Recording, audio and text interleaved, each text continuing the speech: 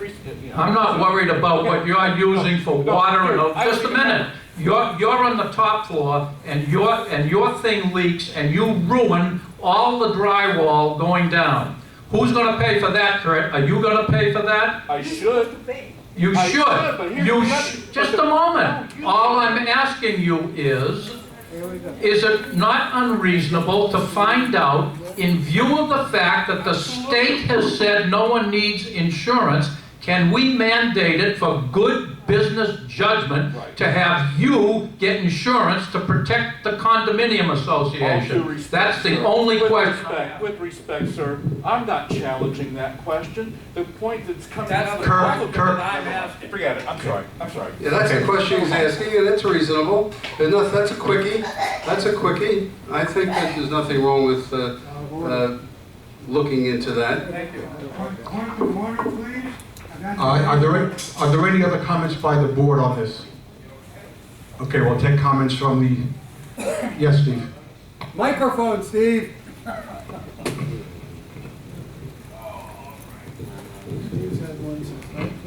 At the last board meeting, the board instructed the property manager to consult the attorney on the concept of grandfathering in.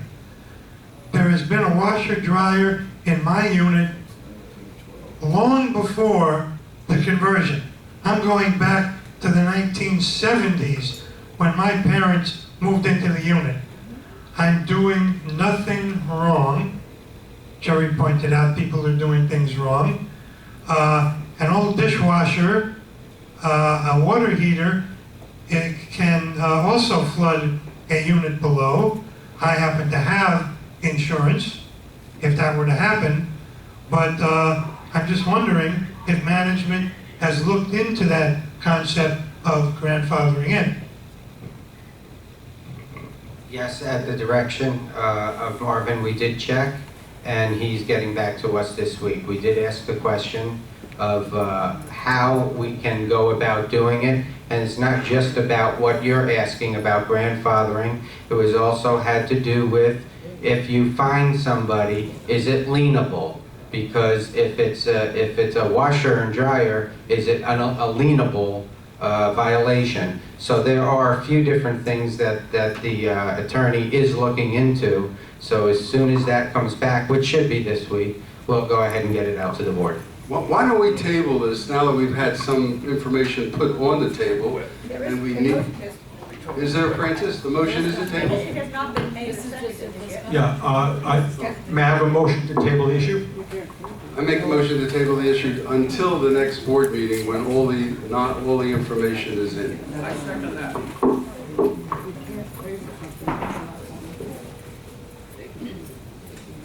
Okay, motion to table discussion of the washers and dryers till the next meeting. Clyde Gosselin?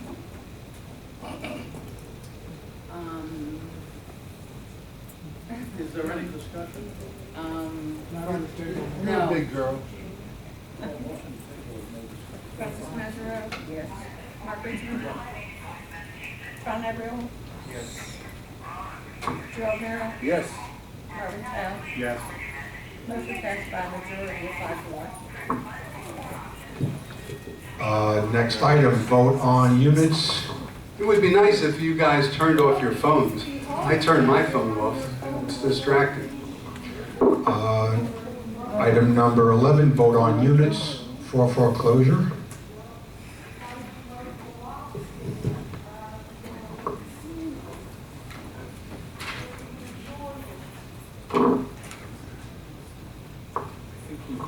Jason, you want to make a presentation here? Yes, actually before, you have 4 units on here. The board has 4 units for foreclosure. I would like to strike number 1 because we are currently in negotiation. So we would like to strike that. If it needs to come on to the next agenda, we will bring it on. However, you may discuss the following 3. The following 3 that you see before you, Alliance, as well as Trapani prior to Alliance, as well as our office, our security have made all attempts to try and send letters, make phone calls, knock, and do everything that we possibly could to get in touch with these unit owners, to no avail. And as per our procedure that was set in place a few board meetings ago, as discussed before, anything going to foreclosure will come before the board, and then the board will make that decision as to who goes to foreclosure. And these three are being indicated by Alliance that they are the next logical ones. They are indicating to us that they are in the very beginning of a foreclosure action by the banks, which means we would have potentially 2 years with these units. The soonest possible, probably 8 months, but unlikely. Therefore, if we were going to foreclose on these units, we would be able to get writs of possession because they already are liened, and we will be able to move people into these units so that we can receive rent. There is one, actually it's not on here because X isn't on here yet because we're not finished with that foreclosing proceeding. So these 3 units, and as a matter of fact, we do know that 2 of them have somebody in there that are ignoring us, so we can serve writ of possession and attach the rents so we can receive the rents as soon as possible. The thing that I think is missing in order to make an intelligent decision is the status of the first mortgage. You're only giving us what is owed to the association. Do you know what the status of the mortgage is? What is owed? They don't tell us what is owed. They tell us there is a first possession, but they have not been in the foreclosure proceeding. So the foreclosure proceeding is about to start, is what Alliance is telling us. If the foreclosure proceeding then starts, that's where you're able to have all this time before it would foreclose. But I understand you're looking at it from that point of view. I'm looking at it strictly from the point of view of the debt that is owed the bank. Okay? Now, that's what I'm interested in. And that's a matter of record, the debt that's owed the bank. We can get that from Alliance, and I can go ahead and get that for you. For example, I looked into this peripherally. I didn't get, the actual from the records. But I understand one of these, or actually the one that's being eliminated, my understanding is there was no mortgage balance on the property. So something with no mortgage balance and just owing X amount of dollars to the association is in a different category than something that, let's say, is underwater. And the Right. owner is not going to, he's just moving on, and the sooner we foreclose, we're doing him a favor as well as ourselves. So it's an important bit of information, okay? This fella that has that unit, he may just not be able to get a line of credit on his free unit because of the situation out there with banks. Otherwise, he could have gone out and borrowed the money and taken care of the debt. So he was in a box. Okay, so I think it's important to get mortgage considerations in order to make an intelligent decision. It is important, but Mr. Mira, what I will mention to you is that this isn't a 1 or 2 or 3 or 4 month process. We have been trying to get to this person for many months. I understand Okay. that, but I still think in order to make a decision, you need to know that information, okay? And I don't know Okay. why it's not there, a mortgage balance. We just have these are small numbers. You have a 2-bedroom corner unit with a $5,700 balance, okay? If there's no mortgage on that property, I don't understand. I don't understand how someone would let that go to foreclosure because it's certainly worth more than $5,700. We certainly agree with you, but if the people are not coming back to us when we knock on the door and we're trying to find them, what recourse do we have? Well, but We're right now- giving them every opportunity to come to us for months. I understand that, but I think, from my point of view, as an investor, okay, that is an important bit of information before I would vote to foreclose on somebody, okay? It makes a Okay. difference to me. I'd like to make a comment. That's why this person is not on that list, because when I looked into it, it didn't make any sense. So I just think we need information. You're only putting down what's owed to us and asking us to make a decision. That's possible if we're only interested in ourselves, which I guess maybe that's the whole point. So Yeah, maybe I would that's- think you would want, if someone's not paying for years, you want them to pay. Well, how many years there's one that's $5,700. It's a 2-bedroom apartment, and we had the special assessment. That 2-bedroom apartment, special assessment, is $2,000 on the face of it. Okay, so that brings that $5,700 down to $3,700 if we hadn't had that special assessment. The maintenance on that property, because I have a Z apartment, is $366. Divide $366 into $3,700, that's only 10 months. You're telling me it's years.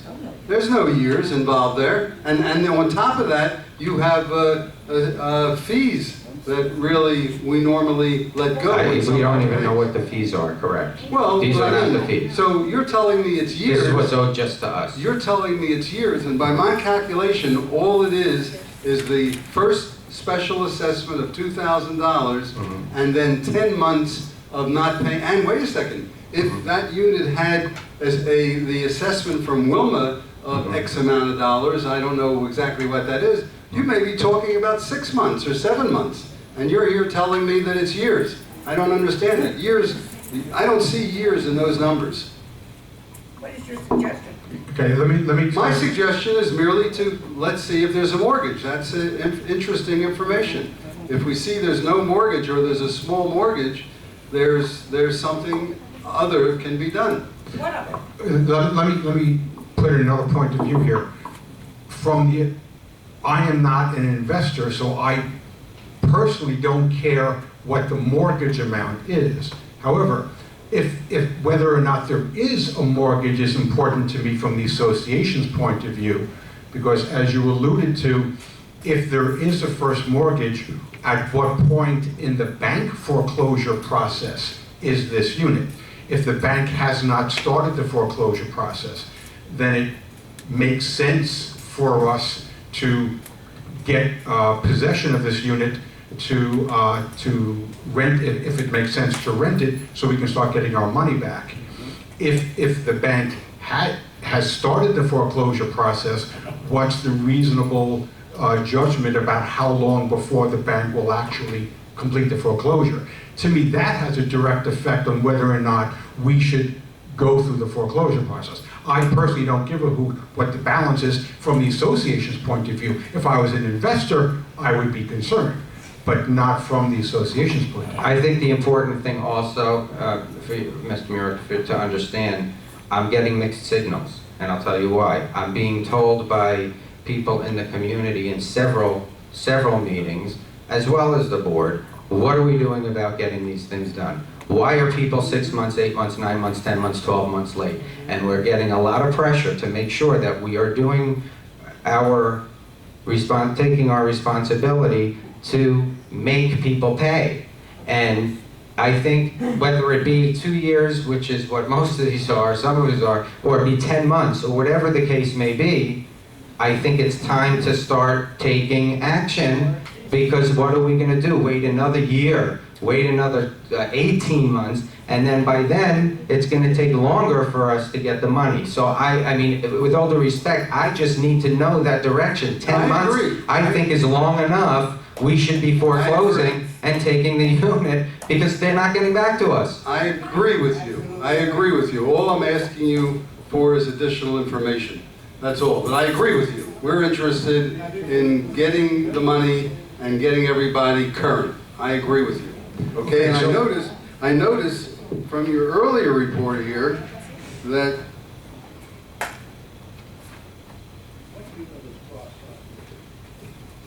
that we As do I. have 37 newly added delinquents that are 90 days or more. That's scary. Where did that come from? I thought we were moving in a good direction. Why are we now going in a bad direction?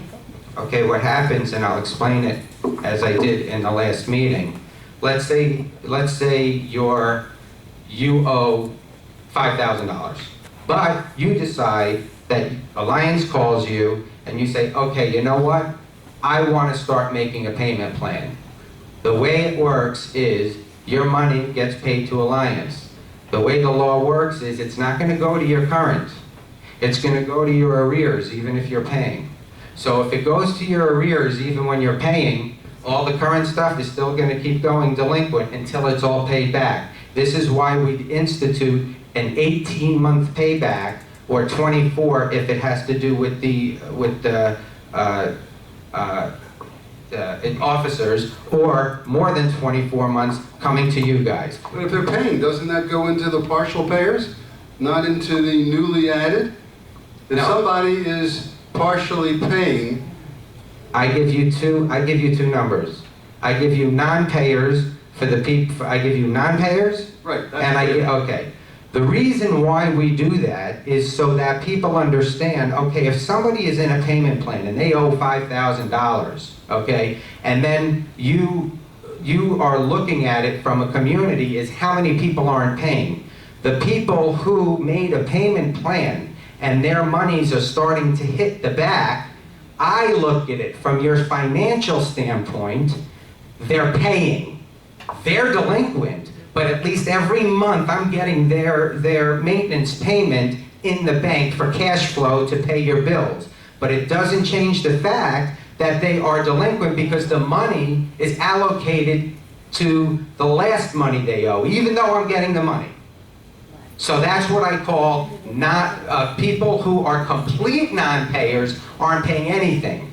But the delinquencies, you do have a lot that are paying something, which is why you have a lower number of 60. I'm not questioning non-payers, that's clear. Mm-hmm. I'm not questioning partial payers, I understand your explanation. I'm concerned about newly added. Mm-hmm. We have 37 newly added in the month of, I guess, March to this list. What was it last month, the newly added figure? Oh, do you have last month's over here? No, but I can answer the newly added. Oh, okay. Yeah, go ahead. Answer the newly added. Hi, everyone. I'm Chad, if you don't know me. Mr. Delinquency. I don't know how I be known as that. The reason why there's more added this month is because when we were going through everybody's finances over the past year and we've been trying to fix these accounts, more and more units have become more clearly delinquent.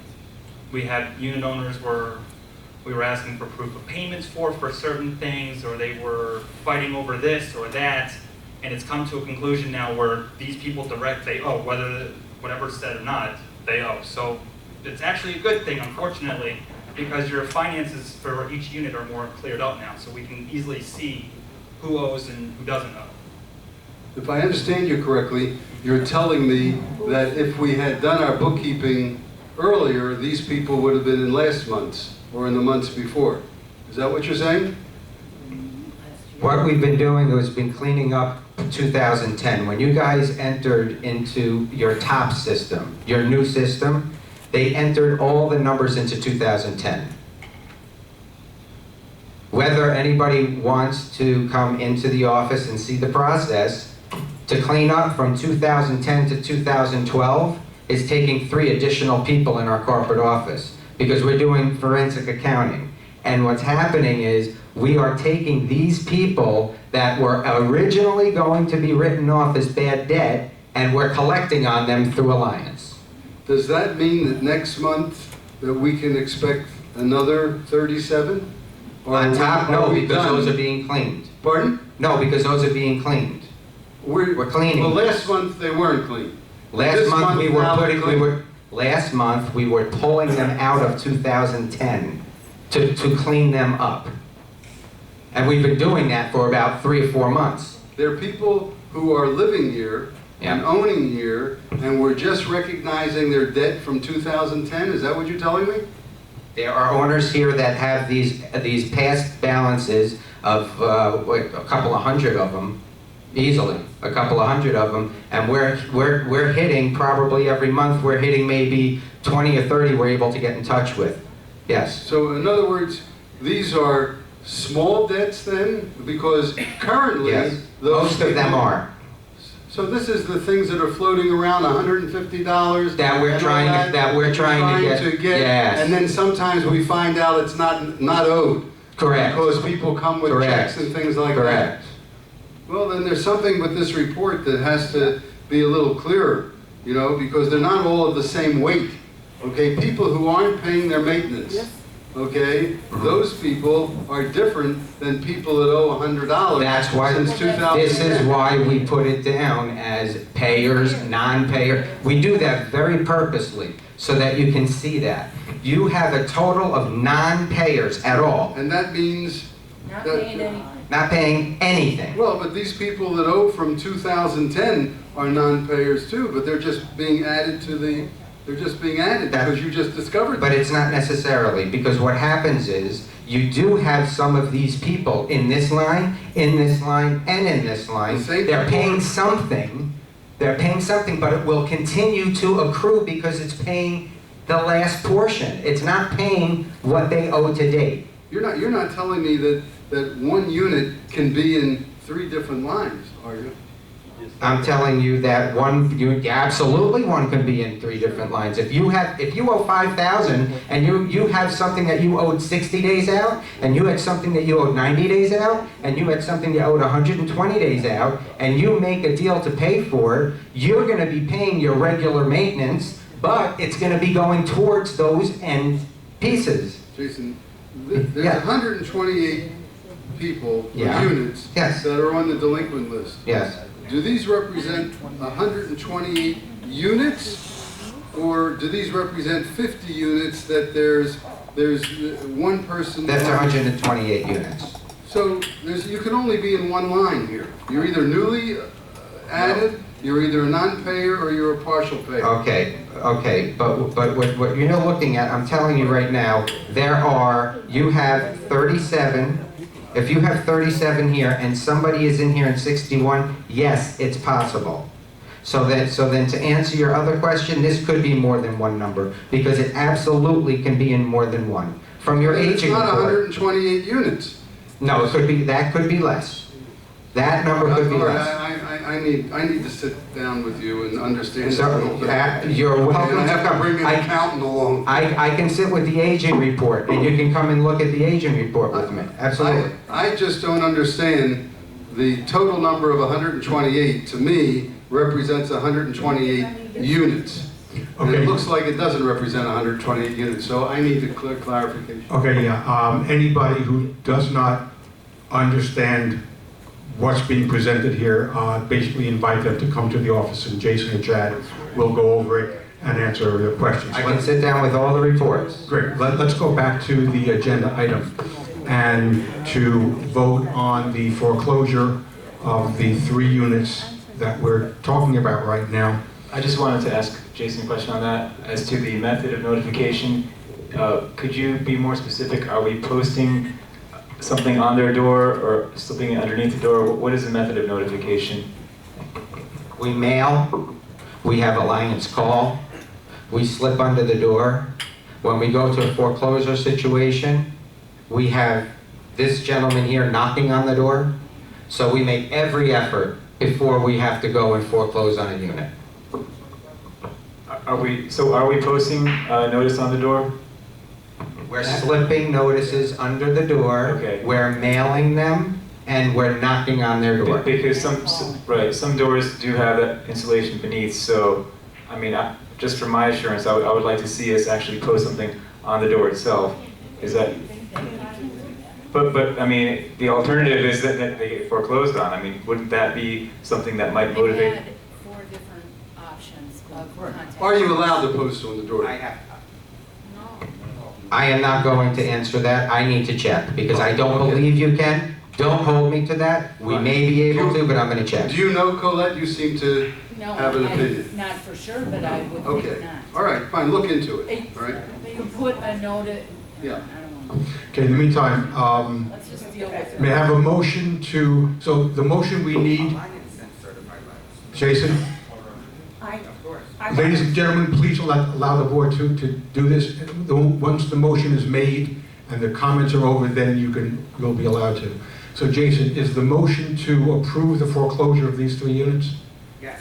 Okay, may I get a motion to approve the foreclosure of G3V? I move that we proceed with foreclosures against G3V, I2Z, and O2L. Do I hear a second? I'll second. Call the roll, please. Colleen Goslin? Yes. Francis Messer, yes. Mark Richmond? Says yes. John Gabriola? Abstain. Can abstain. Abstain? Abstain. How was that counted? It's not. Abstain. Not counted. Not counted. No abstention is. Gerald Miro? Jerry? I hear. I hear.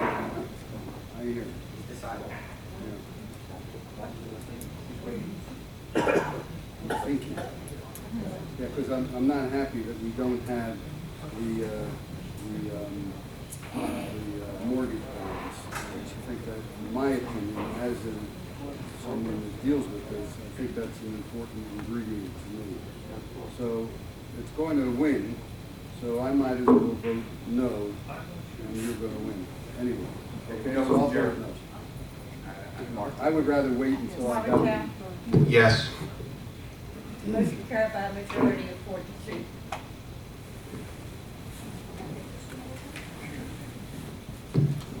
Next item on the agenda. Oh, does somebody want to make a comment as far as these, the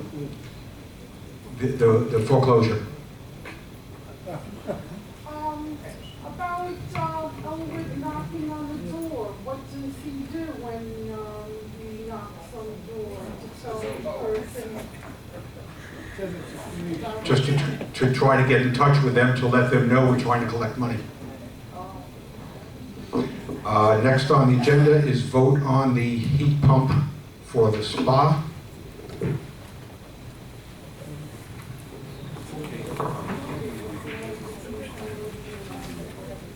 When was that spa installed? I somehow thought that was like within the last 12 months. Wasn't that installed with a new unit in the outdoor? As I understand it, we transferred the equipment from the inside to the outside. We didn't buy new equipment. We took the existing equipment and moved it on to the outside. Really?